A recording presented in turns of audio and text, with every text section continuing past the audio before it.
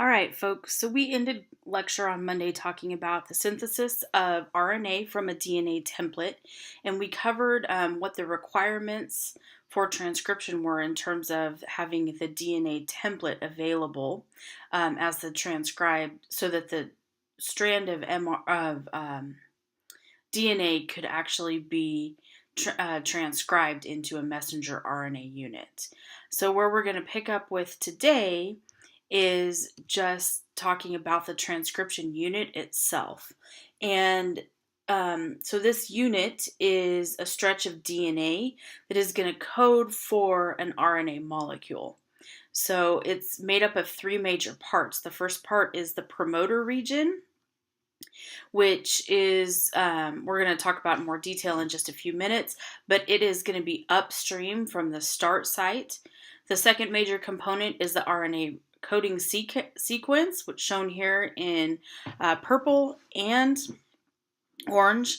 And then the third and final sequence is the terminator, which is going to be at the end of the RNA coding sequence. So the promoter region is what we really call the start site of the transcription unit. So it is an area of DNA code that is recognized by RNA polymerase, the enzyme that's going to be responsible for transcription, and is going to show RNA polymerase, first of all, which strand needs to be used, so the coding strand, is going to provide the direction at which transcription needs to take place in. And it's also going to show RNA polymerase where to actually begin transcribing the DNA code into a messenger RNA. So the RNA coding region, which is shown in this figure as being in purple and orange, is going to be a sequence of DNA nucleotides that's going to be copied into RNA. Okay, so keep in mind that the promoter region is also a sequence of DNA, but it is not going to be copied onto that mRNA strand that is going to be newly synthesized. So that's only going to be the RNA coding region that's going to make up that new strand of messenger RNA. The transcription or the terminator is going to be at the end of the RNA coding region, as shown here in orange, and this is where the transcription process is going to end.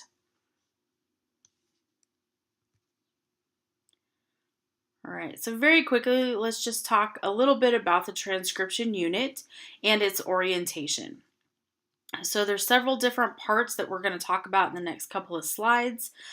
First of all, we've already covered what the promoter region is, the RNA coding region, and the terminator.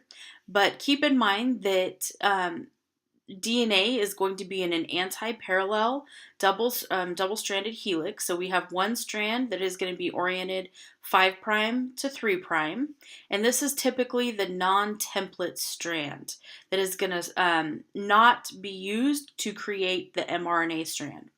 The template strand, or the DNA that is oriented in the 3' to 5' direction, tends to serve as the template that RNA polymerase is going to start synthesizing the new messenger RNA from, as shown down here at the bottom of this figure in green and orange.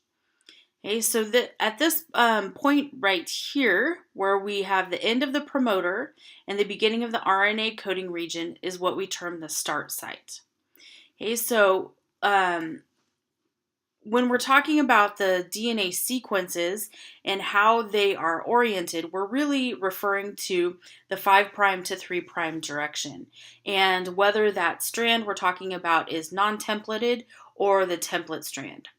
So when we are when scientists are starting to figure out like what genetic codes make up certain stretches of DNA, they tend to write out the non-template sequence because it's going to more closely resemble the RNA sequence.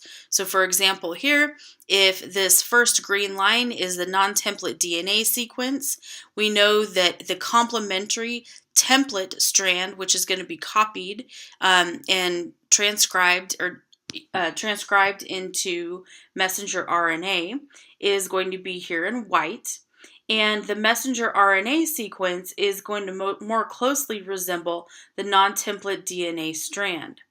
Okay, so the only difference is going to be that the T's are actually going to be replaced by uracil. Okay, so when you are thinking about what the mRNA strand sequence needs to be, my suggestion is to look more closely at the non-template DNA strand because it's going to be less converting than using the original template DNA strand.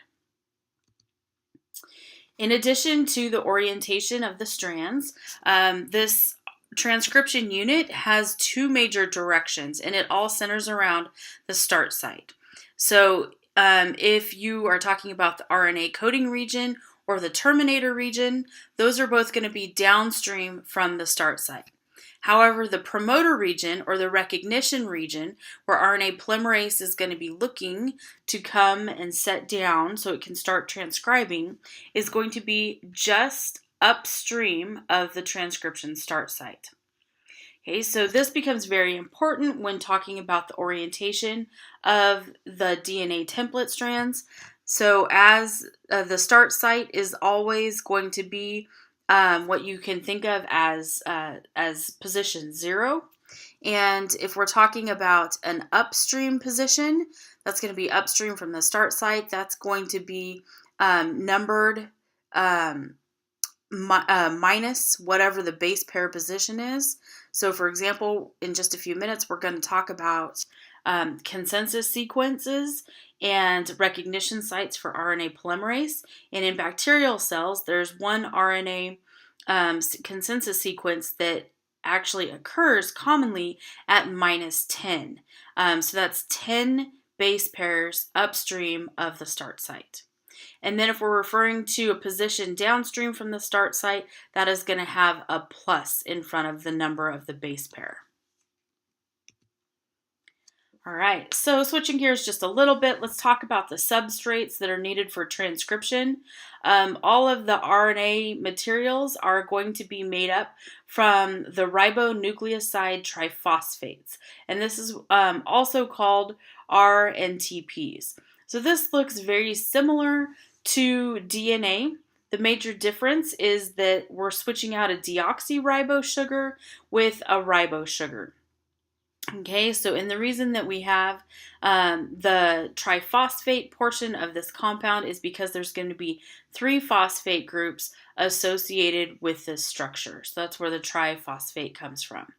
So there's multiple RNAs that are going to be utilized depending on if we're talking about bacterial cells or eukaryotic cells, but all of them are made up from these RNTPs. So in addition to the RNTPs, just keep in mind that at the synthesis of the messenger RNA strand is going to happen very similarly to DNA replication. All right, so the nucleotides are going to be added to the 3' OH end of the RNA molecule.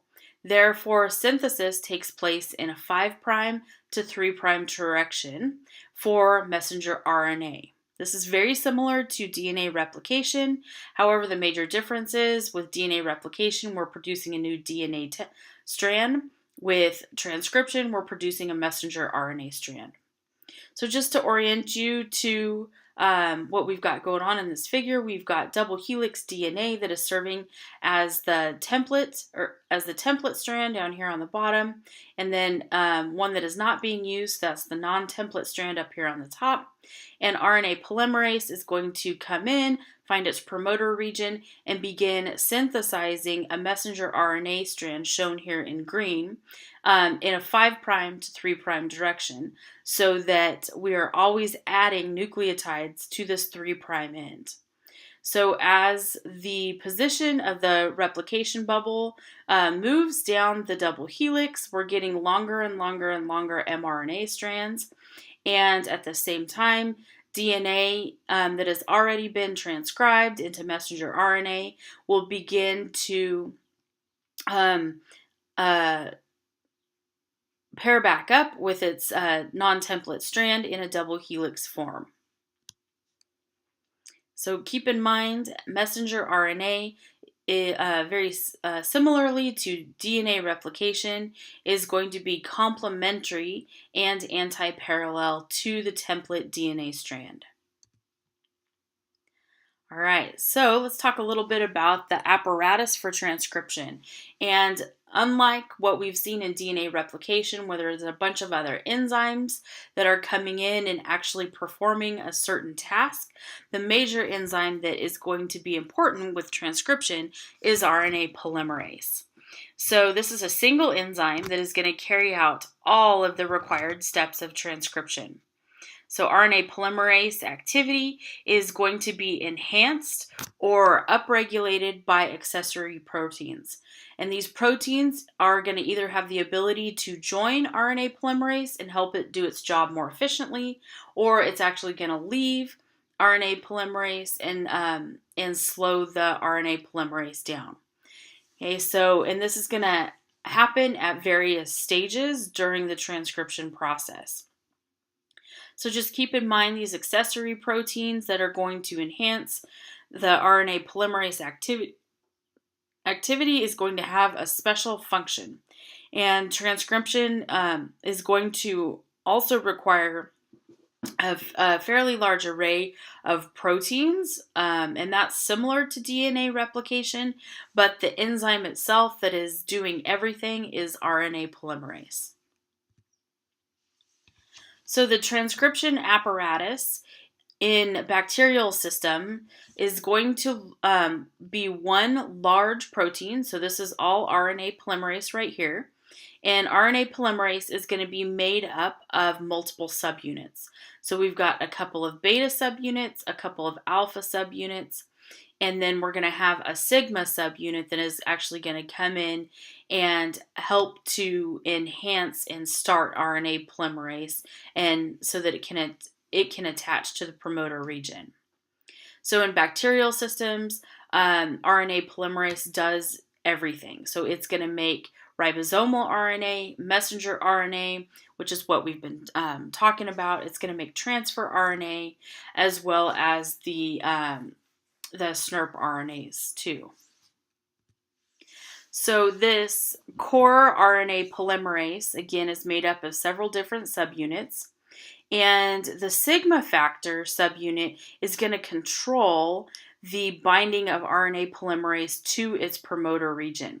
So once it joins the bigger subunit, then it will actually allow RNA polymerase to bind to its promoter region, and it forms this holoenzyme that can then start the transcription process and start synthesizing its appropriate RNA. So this is where we're going to end for this portion of the lecture, and this is just a 3D model of what transcription looks like as RNA polymerase, which is the yellow ribbon-like structures here, is binding to DNA, and DNA is going to be this blue and green structure. So the blue structure are going to be the nucleotides, the green structure is that sugar phosphate backbone. And so RNA polymerase with its different subunits comes in and is going to bind to the DNA promoter region to start synthesizing messenger RNA. All right, so we'll pick up with the rest of the lecture on Friday.